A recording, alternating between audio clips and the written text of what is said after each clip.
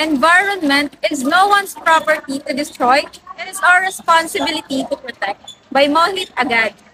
Our planet has been adversely impacted by human irresponsibility, and we are accountable for its reconstruction.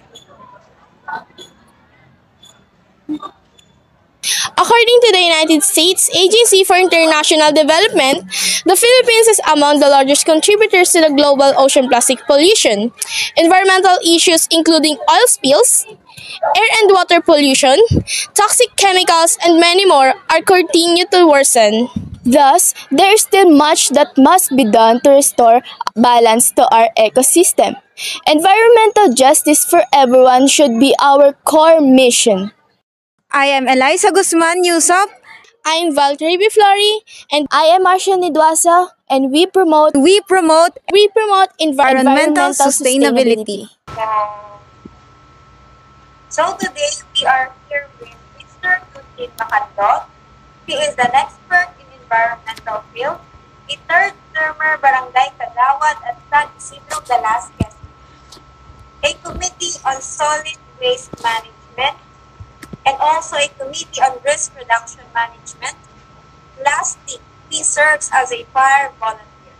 So we are here today to interview him for us to learn with his expertise, environmental issues we are concerned today, and some recommendations to help lessen those problems.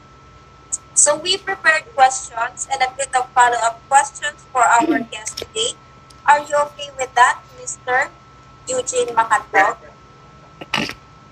Okay po. So, good afternoon to you again po. So, first question po, can you tell me about yourself and your profession po? Yes, I'm Eugene Macandog.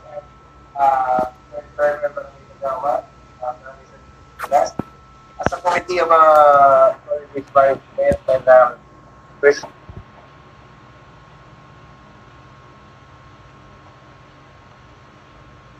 reduction management. And same time, I'm fire volunteer.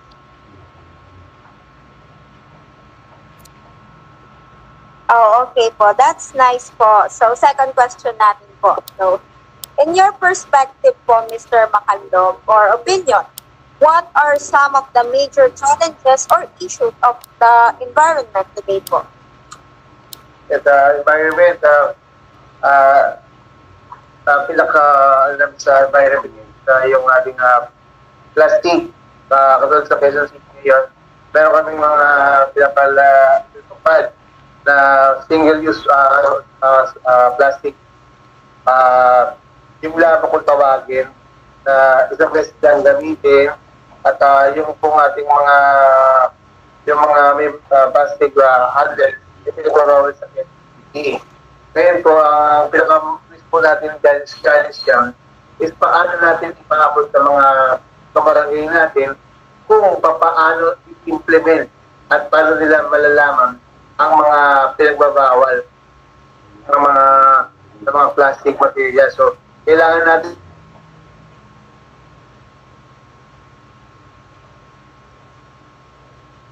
na bigyan ng pansin kasi hindi naman lahat ng seminar the individual person para sila mismo ang mag-cater ng mga tao na magsasabi na ito po ay pinagbabawal sa ating lungsod at lalo sa ating barangay. Siguro naman sa mga campaigner natin ng mga barangay, doon magsisimula yung magkakaroon natin ng knowledge, kumbaga, kasi ang pinakamahirap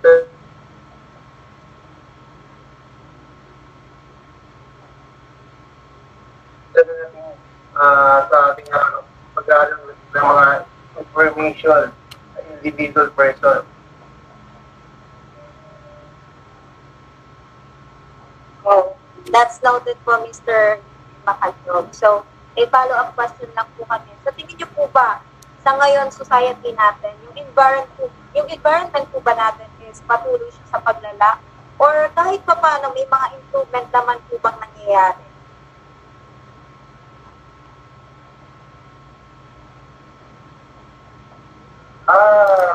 Probably, no? Sa barangay lagi kasi namin, sa Barangay San Isidro, bilang committee chairman ng ating solid requirement, i-implement na namin ngayon yung ating segregation regarding sa mga basura. Ang problema lang po natin, yung mga ibang barangay, kasi ang aming barangay is ating po ng ng Manila at Quezon City. So, balik po ang Quezon City, may mga ordinansa lang hindi natutupad, hindi ko lang po rin alam kung katulong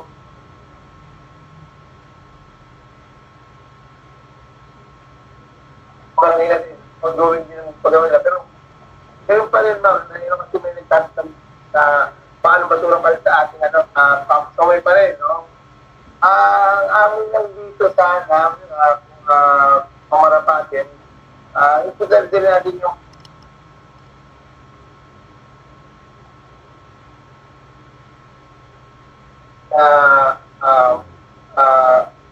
sa produkto ng plastic, no? Kasi kung hindi natin, kung wala kami natin plastic na talagang nakakatagabal ng sabi ating kapaligiran. So, sana, matigil na yung pagpapadak ng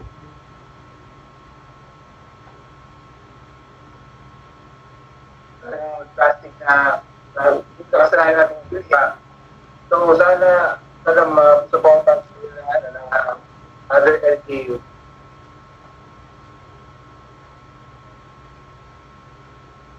Okay po, sir. So, next question po. Pwede po ba magbigay kayo kahit isang pinaka-worst na issue ng kapaligiran natin and paano kaya natin mariresolve yung problema na yun sa kapaligiran po natin?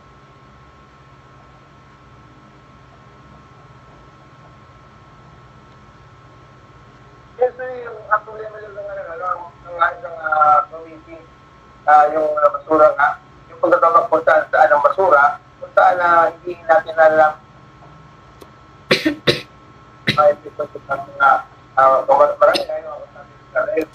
yung tampag na basura ng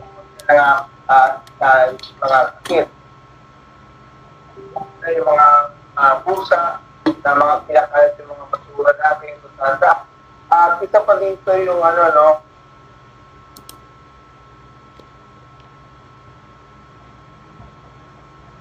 saan na yung pagkakaroon ng tamang proper ng ng pagtatapon ng basura. Alam niyo, sa nakakalungkot isipin, ang ating mga kabayan, kung saan may tambak,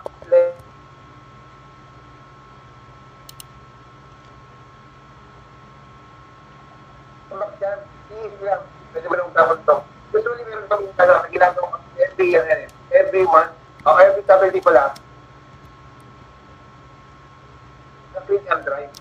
Clean and drive siya every Saturday, sa mga ng media at PLD, na ginagawa na para maging malita at community.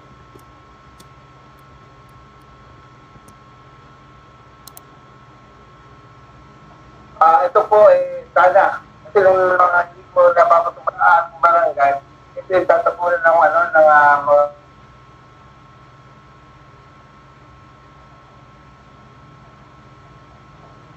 basura. So, kung nakakita mo, basura ang nasa nakasalubong tayo. So, yun po, investigahan natin yung mga kabarangay natin, sa extent na kung saan yung ang ating mga kapaligiran, sana po tayo magtulungan po at magputang maglinis sa kanilang kali o lugar. Yun po, pinakala natin doon.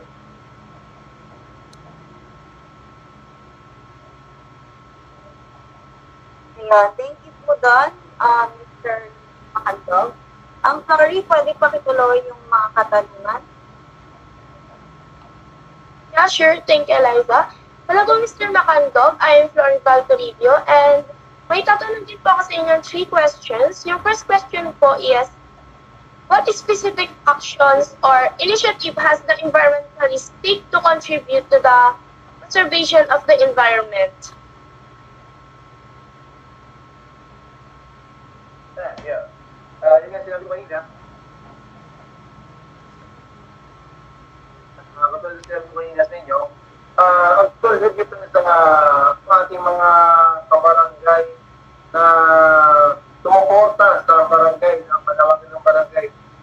panatilihin natin malinis ang ating kapaligiran.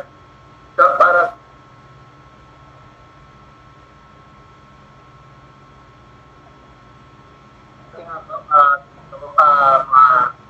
anak. Kasi kahit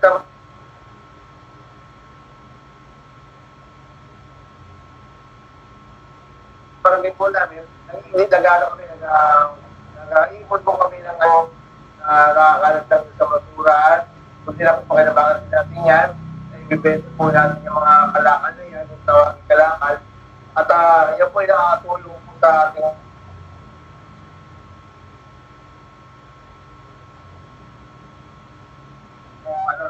na mapaikli po natin yung tira ng ating mga nagtatakot sa side po ay malaking tulong po sa ating city government po yan. At ito po dyan makatulong po yan para po bigyan po natin solusyon ang mga plastic, lata,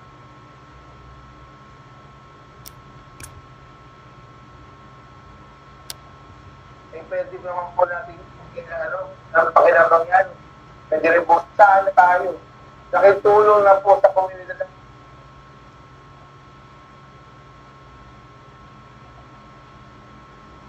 Environment po natin yan.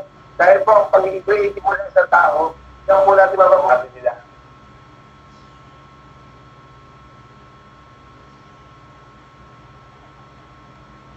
Thank you so much po.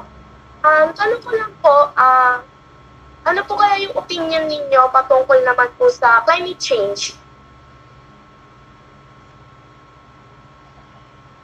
Yan. Ang climate change, no? Ang climate change, ang isa sa mga nahihipang solusyon sa climate change natin, no? Totoo yung sa'yo. Kapag yung ating mga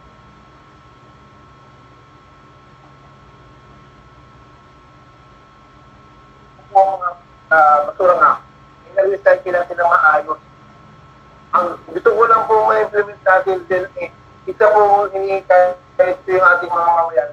Bukod po sa ating mga kumataan ngayon, gusto ko po sana magtanim din po sila kahit pala sa bakuran nila ng mga halaman na maaaring mag-umpisa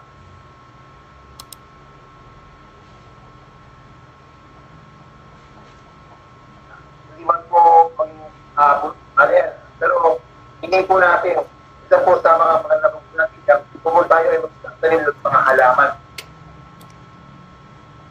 sa ating kapaligiran.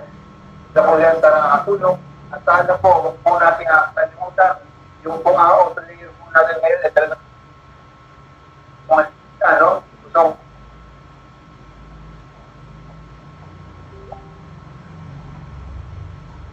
kung saan na makikita nyo yung ipil, isa na. Diba? Ibig nyo sabihin, may init, may sabihin. Dahil po yan sa ating mga ginagawa rin, habits. Dahil na susunod po ng ating mga dahon, mga bawal yan. Dahil po, isa rin po sa source ng pollution. Yan po ay isa sa mga pollution. Nakawa po susunod ng mga goma, susunod po ng nakasama po sa ating kapaligiran. Tama po kayo. Nakakalungkot na pong isipin na kung sino po yung nanitirahan sa mundo natin, tayo pa yung sumisira sa atin. Sa tingin niyo naman po, follow-up question naman po. Since sabi niyo po kanina yung mga disposable spoons, yung mga single-use naman po, sa tingin niyo po ba, kasalanan po ba talaga ng mga malalaking kumpanya like Jollibee, McDo, and many more? O sadyang makukulit lang ba talaga yung mga customers?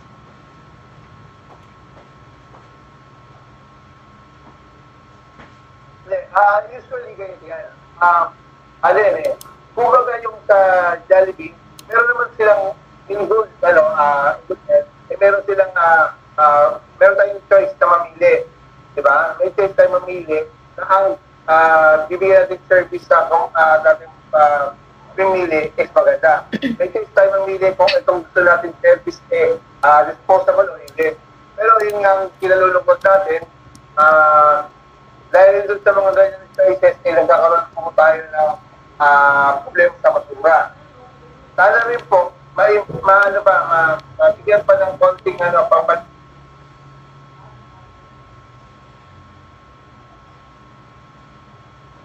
paliwanag ang magiging pag-info katulad po ng pandemic. Siyempre po, hindi naman po sino lang nakaya sa isang tinidor, sa isang kutsara, sa isang baso. Pandemic po ito. Kaya po mangyahan po tayo ng plastic na tayo mismo lang ang kakain. Diba kung ba? Hirapin natin eh.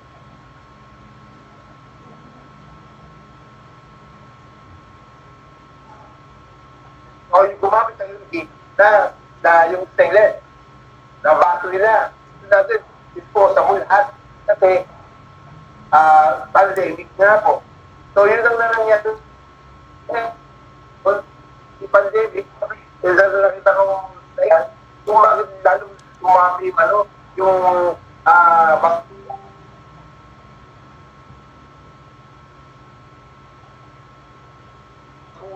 Dahil siyempre, kahit ako, tatakot akong bumili ng at ginamit ng iba. Sinabi mong pinakuluan yan. Pero full day na yan, may magandang pong kasanayan na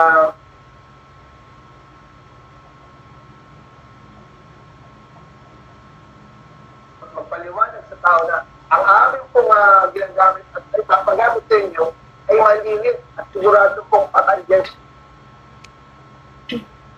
Sigurado po.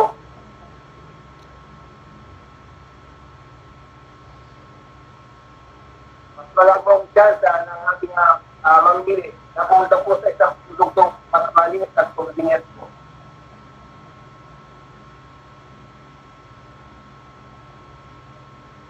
Thank you so much po. And yung next question naman po is, what effects do you think oil spills and water pollution have on marine ecosystems?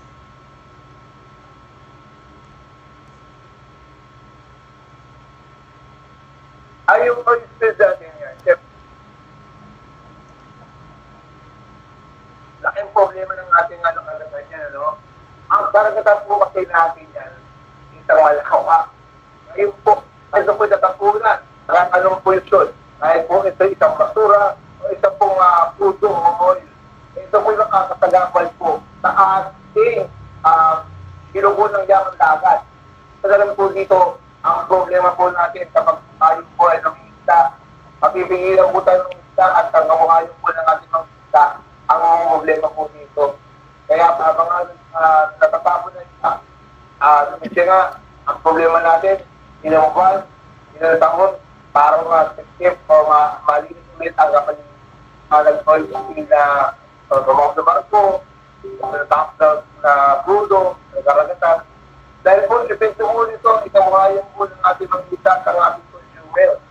Kaya po, yan po ang ating ingatan sa pag may mga pakulang nangyayari sa ating karagatan, may mga tumawag na barko, at tumapos na oil, siguraduhin po natin na kailangan po maging muna natin bago natin na mag-isda ulit ang ating mga isda at pakain ulit nating consumer. Kasi ang problema dyan, yung mga kain ng isda at yung namatay na isda, baka po sa atin makakain natin, kawan naman po tayo mga consumer na magkakasakit dahil po oil spill yung ating makakain. Kaya po, yun nga po, siguro, sa atin, hindi naman natin mag-iiwasan magkaroon ng oil spill sa karagatan dahil yan sa mga sakuna. Wala naman siguro dito na pag-leak ang ating mga barkasasyan o masiraan, gumawa ito at magkaya ng mga lasik. Sigurado po, siguro lang po sa pag-iingat sa ating mga mamimili at sa mga talagang sana pumagapat po lahat ng mga oil spill na yan at pamigyan ng solusyon. Sabi ko kung sana pumalit yung ating tumapos na langit sa karagatan. Ayan, sabi niyo nga po na mahirap po itong ma-avoid or Yes, ma'am.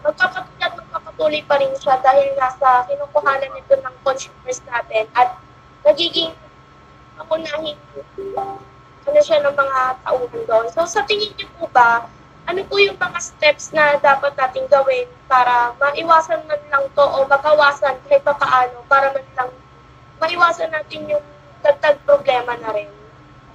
Yes, usually, ang natitignan ko dyan sa problema ngayon, is kailangan yung ating gagamiting parko, kung ano mga pang-tawid-dagat yan, kailangan natin i-ayos muna natin.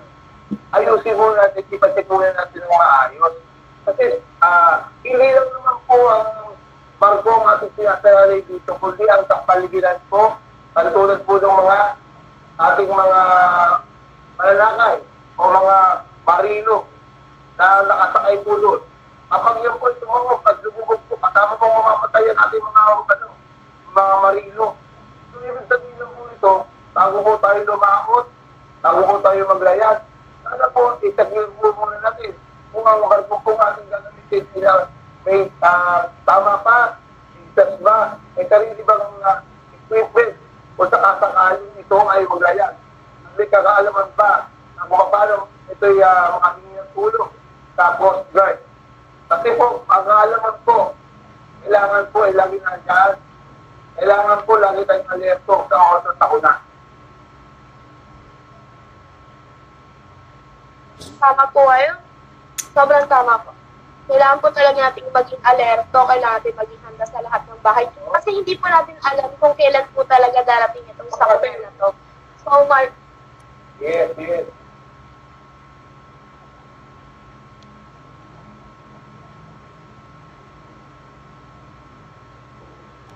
so Marshall, pwede bang makidagdagan? Hello, I'm Marcia Nidwasa. Meron din akong tatlong tanong po. Ayan. Yung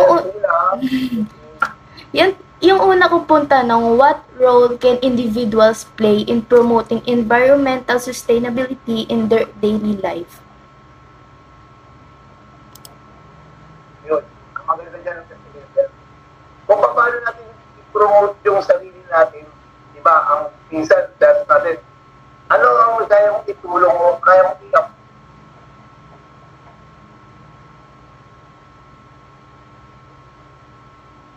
Sa community mo, dapat meron ng mga sinasabi natin eh. Kasi sa amin, ang kaya kong iambag sa aming komunidad, ang pagtutulong-tulong na mga ibaginis ang aming kapaligiran. Dahil ako ang tinalaga, yung community ng aming environment namin, sabihin ko sa inyo, willing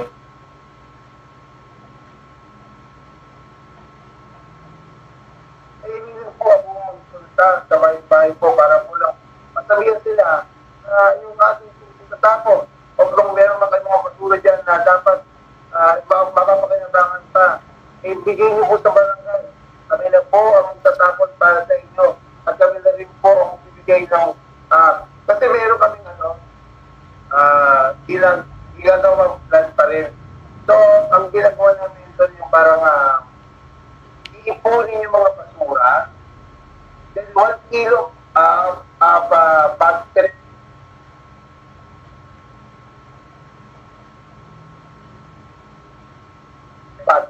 It cost ng siguro 1 at ang sa daming kapatid dito, it's yung parang NGO ng isang kumpanya na kung saan sila yung mumulitan ng ng mga basurang galing sa mga barangay natin. Yun ang gusto namin iparakitan nila na kasi siyempre ang pangangalakan kasi ang basura kasi tingnan natin marumi pero nandiyan po kasi yung pangangalak.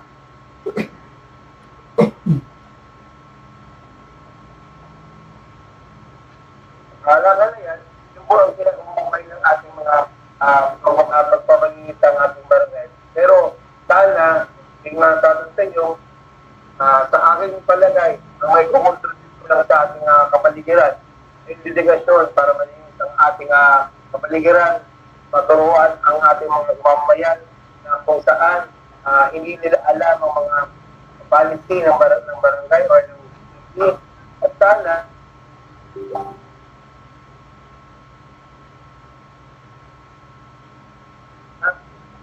pagdating po ng may katanungan, huwag po sila kayo, magandang po sila, magpunta lang po sila sa akin.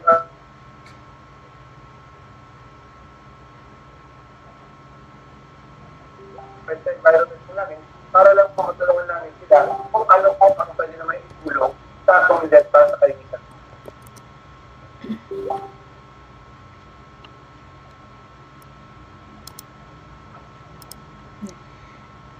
Pangalawang tanong naman po, ano kaya yung magagawa ng mga ahensya ng pamahalaan para i-address ang problema sa kapaligiran dito sa bansa?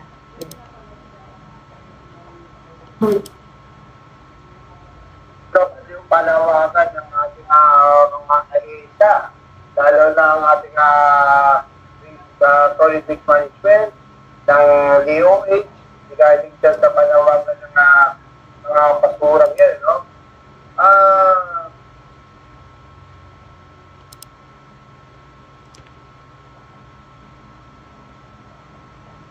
Siguro na sa atin eh. Hindi mo na kailangan ano mo.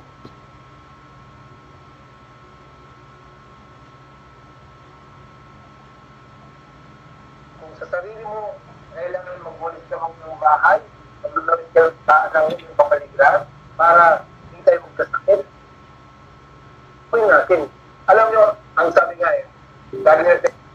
ano ang mapapala ng gobyerno sa bayan ito at sa inyo? Kasi kung gobyerno lang ang aasahan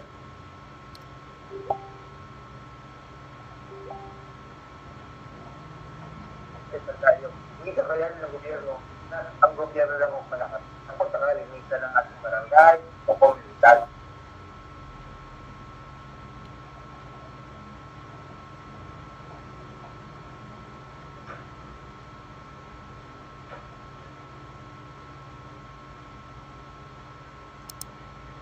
Yung pangatlong tanong ko naman po, bilang isang environmentalist, ano yung mga mairekomenda mo po or masasuggest mo sa mga sumusunod sa mga susunod na henerasyon?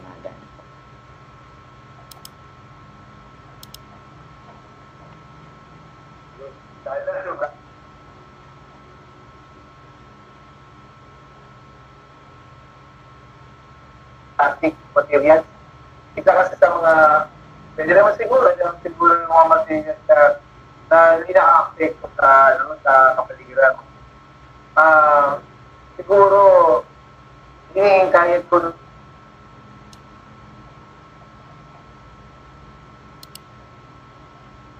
ating mga kumataan na yung gamit ng mga plastic materials,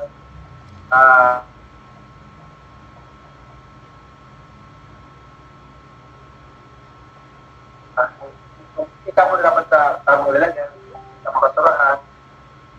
Kami yung mga ayaw matatanda, siguro, bilang mapapaiulan sa kanila, ito yung responsible lang. O ano mang gagawin nilang mga pagbili ng plastic at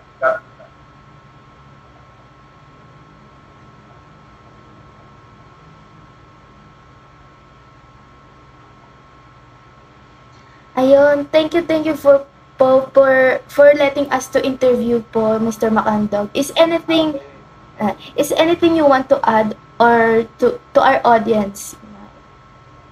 sa amin lang, no? Sa katulad ng sabi ko,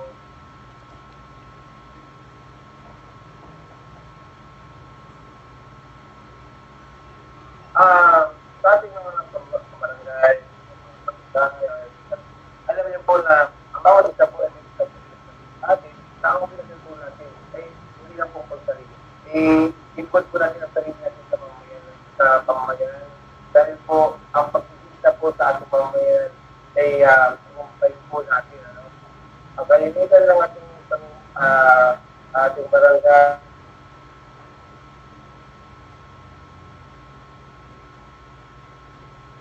pamamayan, ay kaya po ng ating pagkakalimutan po siya.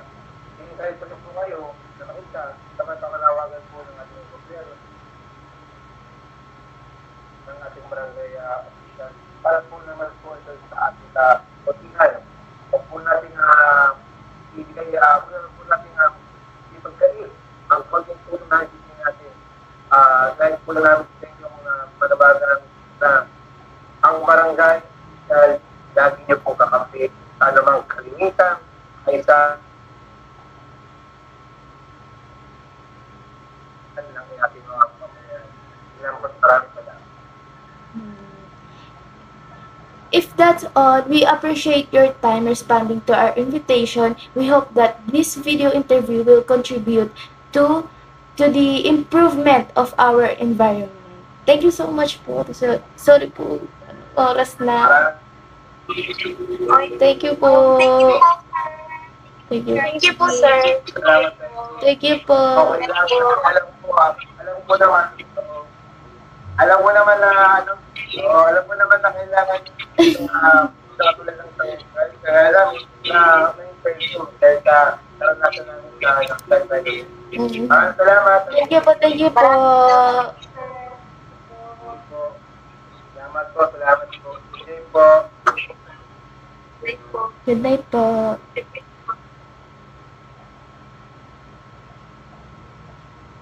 Bye.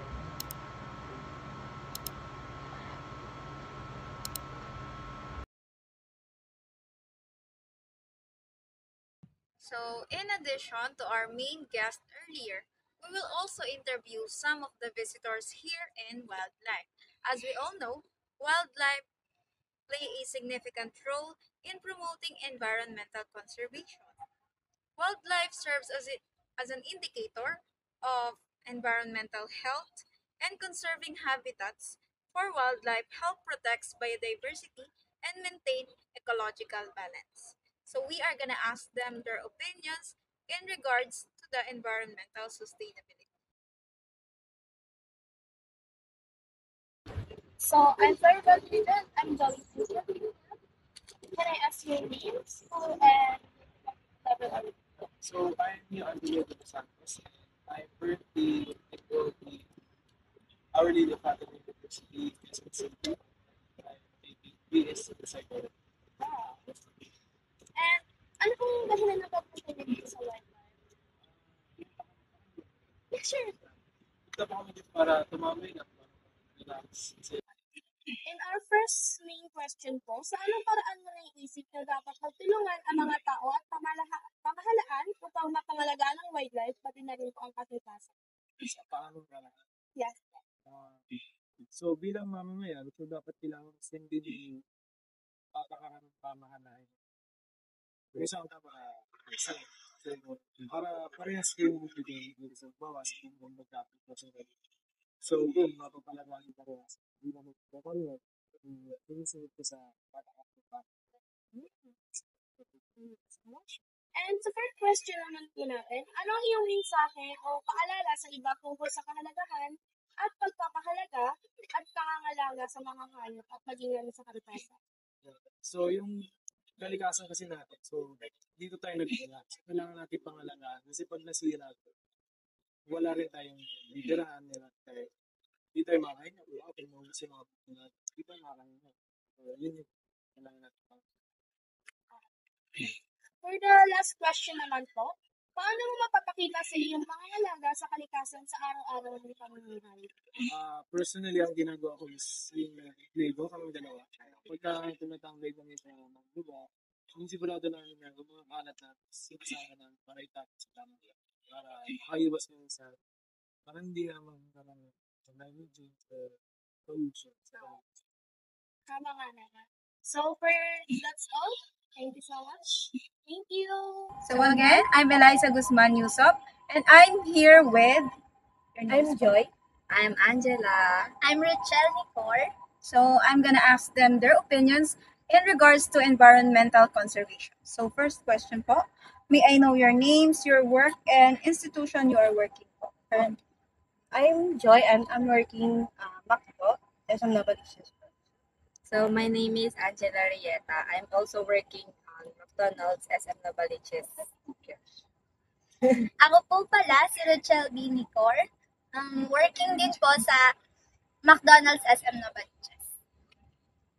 So first question po is, ano kaya yung naging dahilan ninyo? Ba't kayo napapunta dito sa wildlife? Anong mga reason?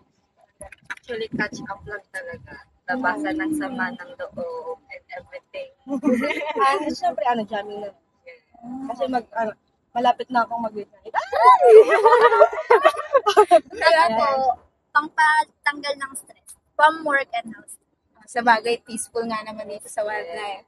So, main question natin, so sa anong paraan ninyo naiisip na dapat magtulungan ng mga tao, pati na rin ang pamahalaan upang pangalagaan itong wildlife at pati na rin ang ating kalikasan? So, akin, yung mga policy nila regarding sa yan, kung paano natin papasok tayo dito, tapos bawal magtapon ng basura, gano'n. Dapat sundin na natin yan. Sa akin naman, parang same lang din na dapat pangalagaan din yung wildlife. Kasi nga, parang sa lahat ng city, ito lang din yung nakita kong may ganito pang mga, parang gubat. Kasi parang nature lover ako talagang.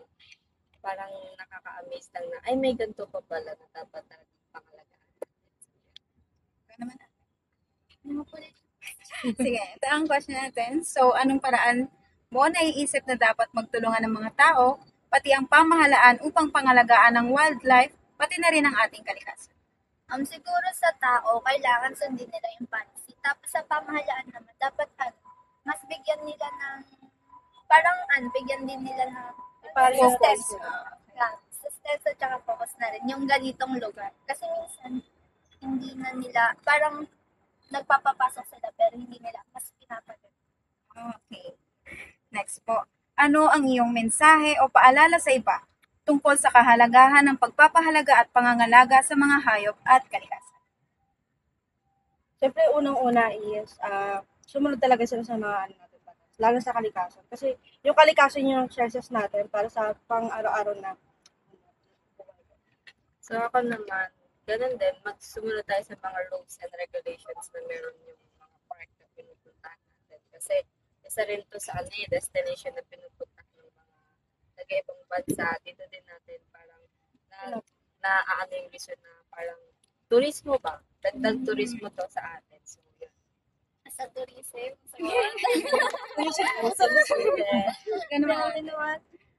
sa akin, ganun din. Ikaw nga, kaya ka nga pumunta dito para mawala yung stress mo. Siyempre, kapag ito hindi na siyang maging maganda yung ganito, paano mo pa siya ituturing na pampatanggal mo ng stress? Kaya dapat sundin talaga.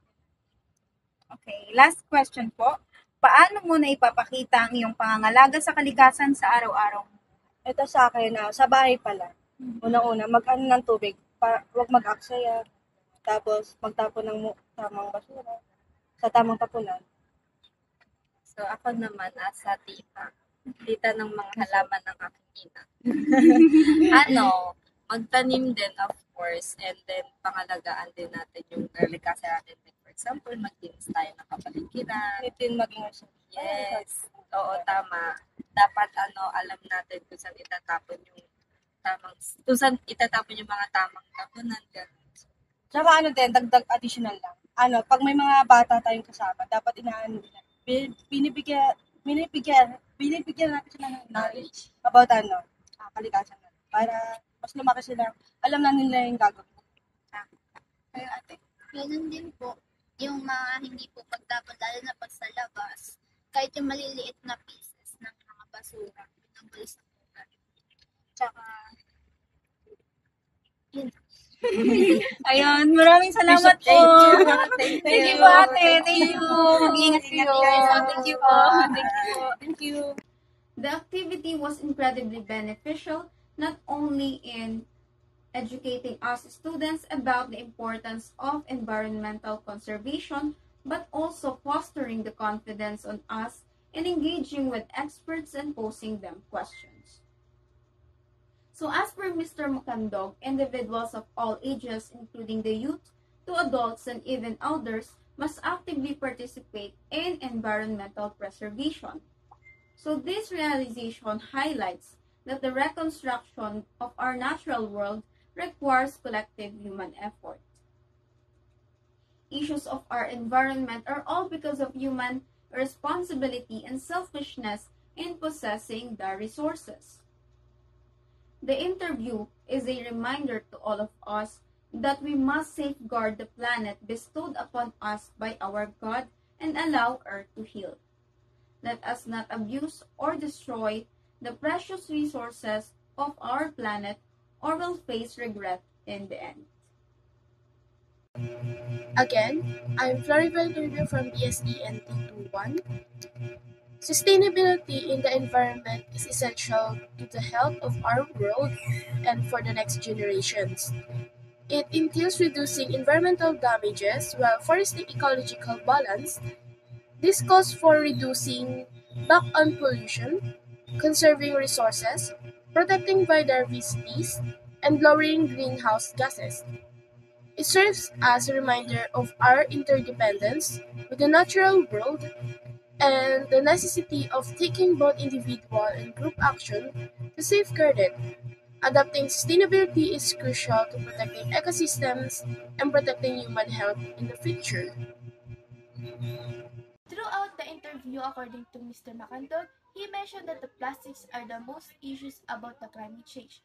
By understanding the impact of our actions, we can make informed choices and take steps towards a more sustainable future. It is important to advocate for policies that promote environmentally friendly practices and support initiatives that aim to reduce plastic waste and mitigate climate change. And he mentioned that the improper disposal and production of plastics contribute to plastic pollution and greenhouse gas emissions, leading to significant environmental and health consciousness. By adopting sustainable practices, promoting recycling, and raising awareness, we can work towards a cleaner and more sustainable future for our planet. Sa usapin ng mga sulirating pangkapaligiran tulad ng plastic, climate change, basura at mga oil spill, mahalaga na magkaroon tayo ng mas malalim na pag-unawa tungkol sa epekto nito sa ating kalikasan at sa ating lipunan. Ilan sa mga solusyon para labanan ang hamong ito, una ang mahalaga ang edukasyon at kamalayan natin tungkol sa plastic, tungkol sa epekto ng plastic sa ating kalikasan at sa ating kalusugan. Mahalaga ang pagtuturo ng tamang paraan ng pagre-recycle at ang pagbabawas ng paggamit ng plastic upang maibsan ang pagdami ng basura sa ating kapaligiran. Ang pagtanggap ng alternatibong pagkukunan ng enerhiya tulad ng solar at ng wind power ay isa sa mahalagang hakbang para sa paglaban ng climate change. At mahalaga rin ang pagpapatupad ng mga regulasyon upang mabawasan ang greenhouse gas emission mula sa mga industriya at sa mga transportasyon. Sa aspeto naman ng pamamahala ng basura, kailangan natin na paigtingin ang mga programa para mag-recycle at sa composting, ang pag-focus sa pagbawas ng basura at paggamit ng mga biodegradable na materials ay makatutulong rin upang mabawasan ang dami ng basura na ating tinatapon sa mga landfill at sa mga dagat. Tungkol naman sa oil spill ay mahalaga na ang pagpapatupad ng mas mahigpit na regulasyon at pagmomonitor sa oil drilling at transport activities. Mahalaga rin ang pagpapatupad ng mga safety protocols at agarang pagtugon sa mga aksidente sa dagat upang maiwasan ang mas malaking pinsala sa ating kalikasan. Sa lahat ng ito, ang pinaka nakatutok ito sa ating responsibilidad ng pamahalaan at pati na rin nating mamamayan na pangalagaan ng kalikasan para sa kasalukuyan at pati na rin sa naharap na henerasyon. We hope that we learned something regarding to the environment that we can help the society. It's not for our own sake, for it's everybody and for future generations. It's easy to help our Mother Nature by supporting and joining environmental initiatives and activities. It could be volunteering for environmental organizations, participating in your local environmental projects, supporting local farmers, and even in simplest ways, like putting trash on right places and conserving waters in your homes. A bit you can help to the environment can still contribute to change our world. Again, I'm Eliza Guzman Yusop. My name is Marshall Nidwasa. Again, I'm Walter B. Flores. Always remember, we are not only saving our environment, but also saving our own lives.